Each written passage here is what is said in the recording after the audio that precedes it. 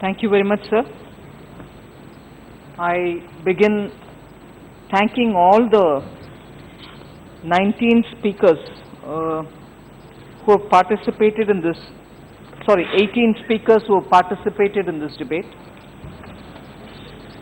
We've had a series of corporate affairs related legislations on which we are discussing in the last few days. Company law, insolvency, and so on. And I've noticed and I've benefited from the participation of all the members. And each member has given valuable inputs, all of which I wish to take on board. But before I get into specifics of responding to each of the members, I wish to broadly put the picture out, which many members have really effectively captured and who have spoken about it also. I think the spirit behind this code and also the, what I may call frequent amendments, because this being the third in the last 3 years of the code's existence, might appear that we are coming up too frequently with amendments, but the reasons are obvious. Irrespective of some members' observation, the Insolvency and Bankruptcy Code actually has proved effective, and in the course of my answer I will certainly give figures to prove it, but then the spirit with which this code has come in, and also the way in which it has functioned, together with the types of solutions it is offering, and the expectation with which businesses are approaching for solutions through the Insolvency Code, will have to be put on record. And again, it is not the intent here that every such problematic issue related to companies are taken up only with liquidation as an agenda. IBC doesn't keep liquidation alone as an agenda. In fact, if I can show you the types of solutions which we've come up with, many of them have even been settled much before they have even got into admission stage, but in the light of IBC, and therefore the principle behind IBC and also the principle with which, and the letter and spirit of the legislation with which it is getting implemented, is also what was captured very well by the observation which was made by Sri Pinaki Mishra. How not to allow companies to die is the spirit behind what we are doing through IBC. How not to allow companies to die. If there is any prospect of a company that can be revived, the solution is not to go for liquidation irrespective of the situation, but to ensure that solutions are given as a going concern. Sorry. And therefore the process is aiming at treating companies as going concern, and that singularly explains why Section 5's amendments, that's the first one that we are talking about, bringing in elements of merger, bringing in elements of acquisition and so on. So the solution, merger, demerger, Section 5 amendments are to keep with this idea of keep it as a solution for a going concern rather than, blindly get into liquidation. So issues which have been raised are several, and I will definitely come back to giving you response by each of the members. Issues have been raised about why there are so many litigations now, leading to so many liquidations now. To set the background, I want to inform the members that with the IBC today and the resolutions which are being handled, largely have a stock coming from the BIFR days. 73% of all the cases which are in the line waiting for a solution are those which have been inherited from the BIFR. And if that many number of, and most of these cases which have come from the BIF are stable, are either very sick or totally defunct. So if 73% of them are waiting to get solutions, obviously you have a picture of too many waiting lists, too many liquidations, and that is not as a result of last few years, it's more waiting for decades. And in that, if I can very quickly, much before I get into details, very quickly give you a picture of what liquidation value has been seen here. Liquidation value of 475 companies is 24,417 crores against a claim of 3,46,655 crores. Liquidation value is at 7% of the claims, BIFR being the character there. Then the timeline is one issue on which people have raised a lot of questions. I'll respond to that. As much as questions about haircut, why should it be this much? And the issue of the home buyers, which is very legitimate, and I can definitely tell you that the IBC, in the context of IBC, using IBC, home buyers issues are being addressed. Of course, one of which has had a solution coming from the Supreme Court itself. So if I were to go one by one, I'll be addressing the issues raised by various members. Some are being classified and grouped in my response, although several members have raised the issues. Now, even as we were talking about the backlog, which partly I explained by saying 73% have come from BIFR, yes, it's a matter as to how we are going to address all these pending cases together with those which are mounting now. Capacity of the NCLT, capacity building which is so required. I just want to give you a picture that in view of the increasing number of cases, government has increased the number of, some of the members did mention it, government has increased number of benches of the NCLT from 10 to 15 in the last 1 year itself. Number of members has also been increased in a phased manner, and recently, as was observed by one of the members, 26 new members have been brought in, taking the total to 52 total number of members. More than one court have also been made operational, and the benches where large number of cases are pending, such as Mumbai, Delhi, Chennai, Kolkata, e-governance, e-court projects is also being implemented in NCLT so that there will be faster disposal. I do not want to take a lot of time, but I want to tell all the members that as regards the benches in Allahabad, Mumbai, Delhi, the CGO complex, Delhi, the MTNL building, and new branches in Amravati, which is in Vijayawada, and in Indore, areas have already been taken up. Interior work is going on. Member Gaurav Gogoi referred to it. So there is a lot of activity going on in terms of physical infrastructure, for which a lot of investment has already been made. They are almost near completion, many of them. So other than this, regular colloquiums are being held for capacity building of members so as to ensure speedier response and uniform judicial delivery system. So for the capacity building officers and employees, relevant training is also being given from time to time. Chairman sir, there's a lot of emphasis on giving the right training, giving the right kind of exposure to the members so that the quality of resolution will also be high.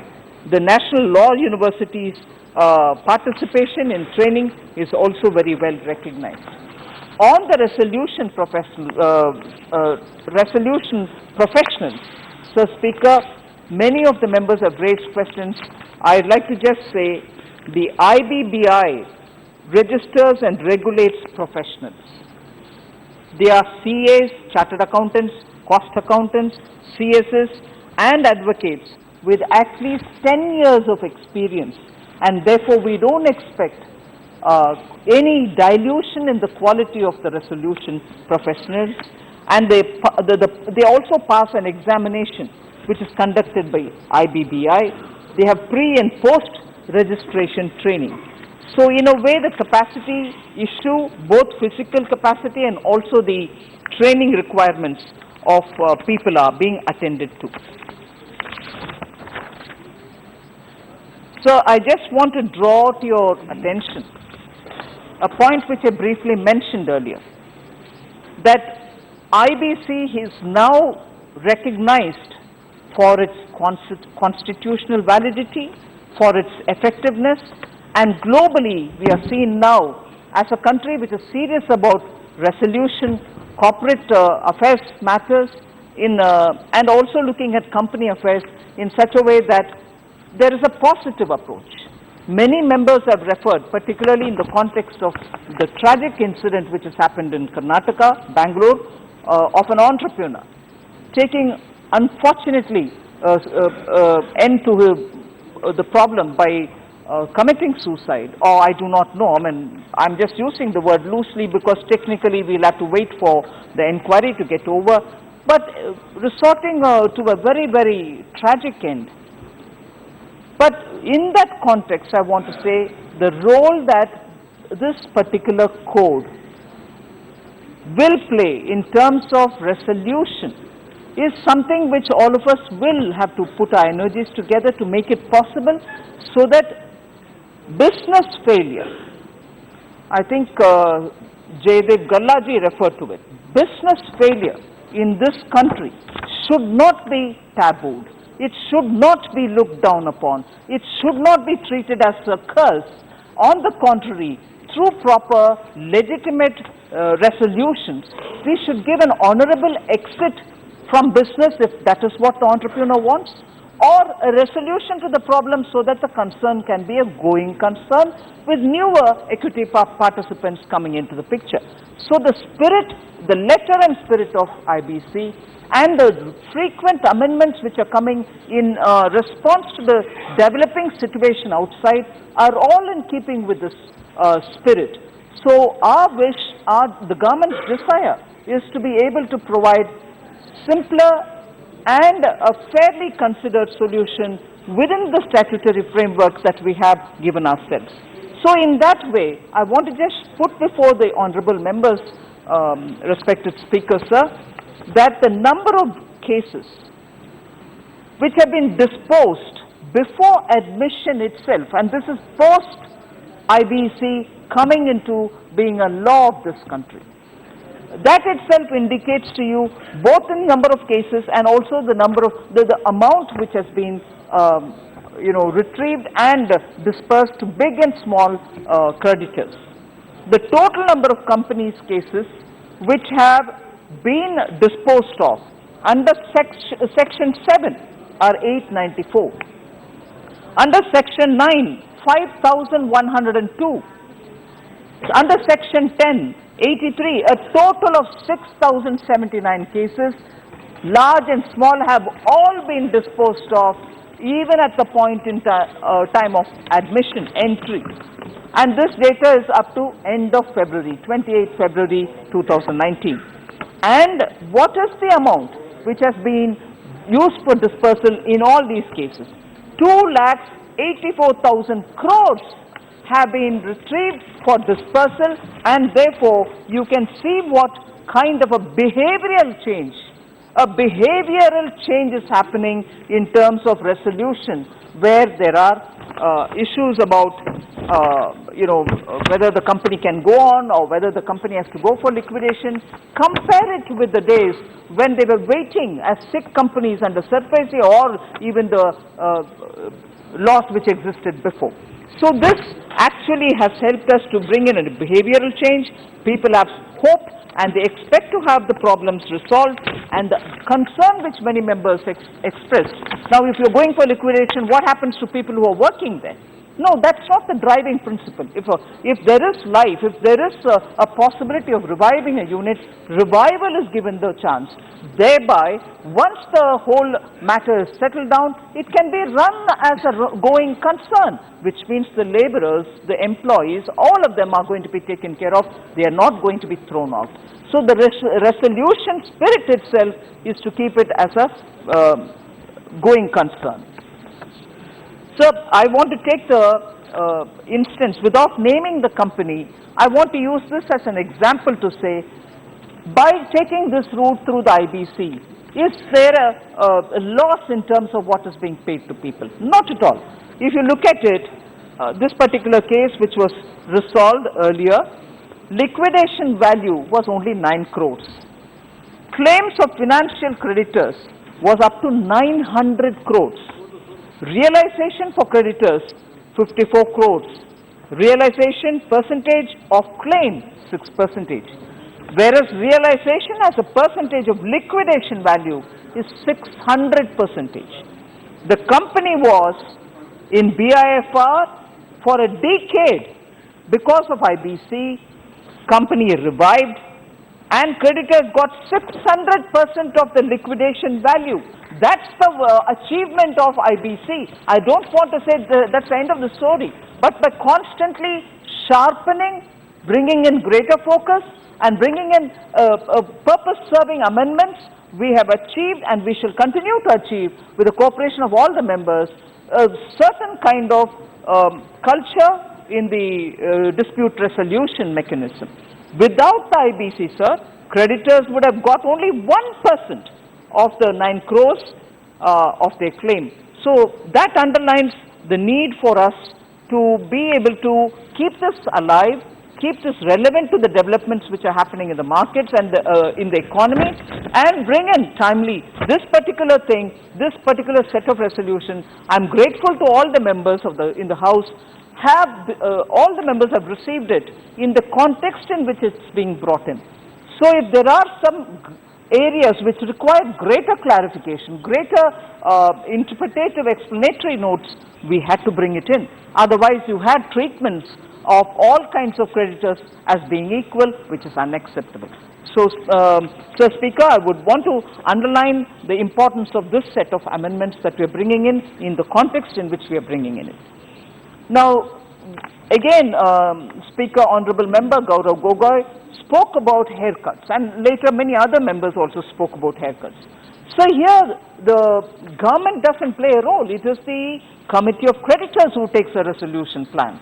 And it is not the government, be it even if one of the claimants to the credit which has been lent is a public sector bank or any other institution of the government, you can only lay your claim from your side. It is the Committee of Creditors who take a final call, and that's why voting in it is also a very important thing. Financial creditors, on an average, are getting 43% of their claims, but 188% of their liquidation value.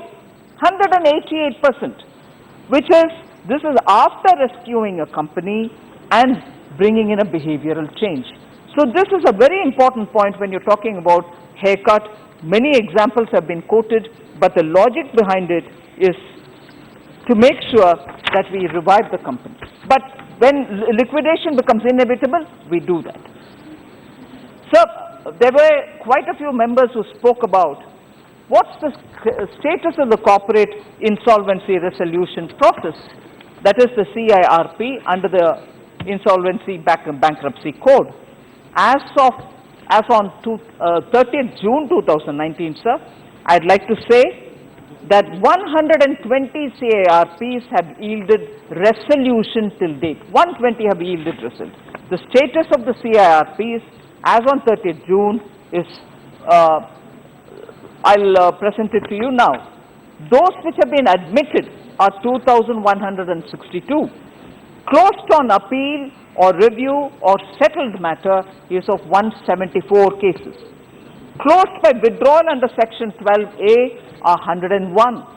Closed by resolution are 120. Closed by liquidation are 475. Ongoing CIRPs are 1,292.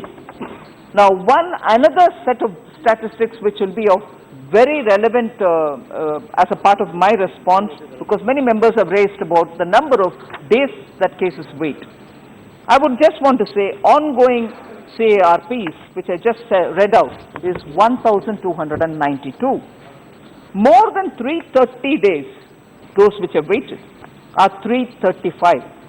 More than 270 days, 445. More than 180 days, but less than 270 days, 221. More than 90 days, less than 180 days, 349. And less than 90 days are 277. So this is the kind of spread of cases which are waiting for resolution.